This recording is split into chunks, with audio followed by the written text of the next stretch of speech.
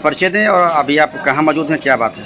सबसे पहले तो धन्यवाद आपको, हमारे मीडिया बंधु, जो हम गरीबों की समस्या को, जनता की समस्या को हमारे अधिकारी प्रदेश की सरकार तक हमारी बात को पहुंचाने में हम लोगों का सहयोग करते हैं। मैं रितेश सिंह, जिला अध्यक्ष मनरेगा मजदूर संघ। हमारे यहाँ मजदूरों की समस्या यह है कि इनको समय से काम नहीं मिलता है और काम मिल जाता है तो मजदूरी नहीं मिलती है। इस समय 4 महीने से अगर हम लोग काम मांग रहे हैं तो ब्लॉक के कर्मचारी कह रहे हैं कि बारिश हो रही है, बारिश में हम काम नहीं करवा पाएंगे। हमने उनसे कहा कि क्या सर, अगर बारिश होगी तो हम काम नहीं पाएंगे, मजदूरी नहीं पाएंगे तो 4 महीना खाना नहीं खाएंगे।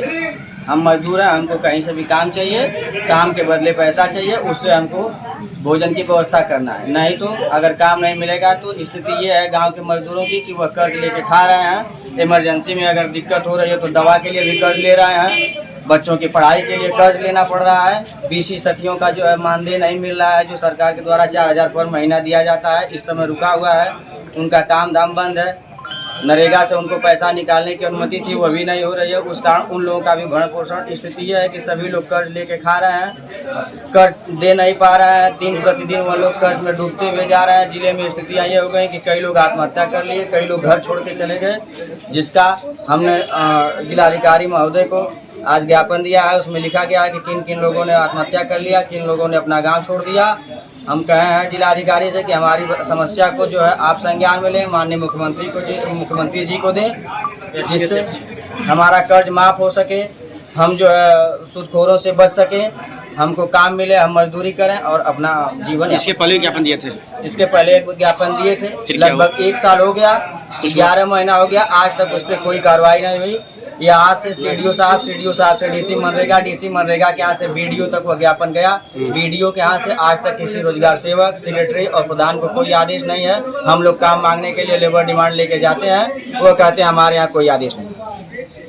बीसी सखी संघ की प्रदेश महासचिव हूँ और मैं लगातार 2021 से धरना प्रदर्शन कर रही हूँ, जिससे भी किसी कार्य में अभी सुधार नहीं लाया गया।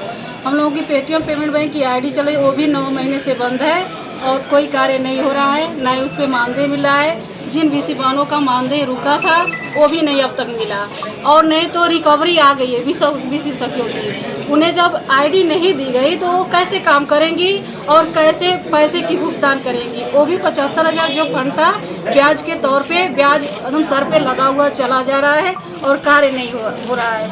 कई बार डीएम साहब के पास आए, उन्होंने आश्वासन दिए, लेकिन जैसे हम लोग घर जाते हैं सारा मांगे जो है पानी फिर जाता है, किसी पे कोई कार्रवाई नहीं होता है। हमारी कहना में है कि अगर नहीं करवा पा रहे हैं तो या तो 75,000 माफ़ करके हम लोग को छुटकारा दे दें। हम लोग जैसे चूल्हा चौका घर पे करते थे वो अभी करेंगे। और हमारी गांव में हर एक ग्राम पंचायत में समूह सखी भी है, उन समूह सखियों का भी 2021 सितंबर 2021 से 1 रुपया भुगतान नहीं हुआ। और जितना कार्य करवाया जाता है, जैसे सीसीएल करवाइए, आरएफ फंड मंगाइए, सीआईएफ मंगाइए, किस हर पैसे का मैं जियो लगाई हूँ, इस जियो के मुताबिक पैसा मिलना चाहिए, जो कि 1 रुपये नहीं मिलता है। अब बताइए 2021 से अब तक उन महिलाओं का आजीविका कैसे चल रहा है? हर महिलाओं के एजेड है, उनके 2-3 बच्चे हैं, उनकी पढ़ाई कैसे होगी? उनका भविष्य, कहते हैं कि हमारे बच्चे कल के भविष्य है, उन लोगों का कैसे भविष्य संवरेगा? तो हमारी मीडिया भाइयों बंधुओं से ये निवेदन है कि हमारा ये संदेश मुख्यमंत्री तक जाए कि जो फंड देते हैं समूह के लिए, या तो जैसे किसानों का 1-1 रुपया उनके व्यक्तिगत खाते में चला जा रहा है, उसी तरह हमारी इन महिलाओं का पैसा जो मजदूरी है उन लोगों के डायरेक्ट खाते में जाए, किसी के माध्यम से नहीं, किसी के अधीन न रहे कि मुझे बार बार अधिकारियों की सिफारिश करना पड़े। सरकार कितनी पेमेंट मिलती है आप लोगों को जो सखी हैं काम करने का? अगर समूह सखी अगर 8 समूह 5 से प्लस बीओ बन गया है, 5 समूह है तो उन्हें 800 दिया जाता है। 800 रुपये पर महीना।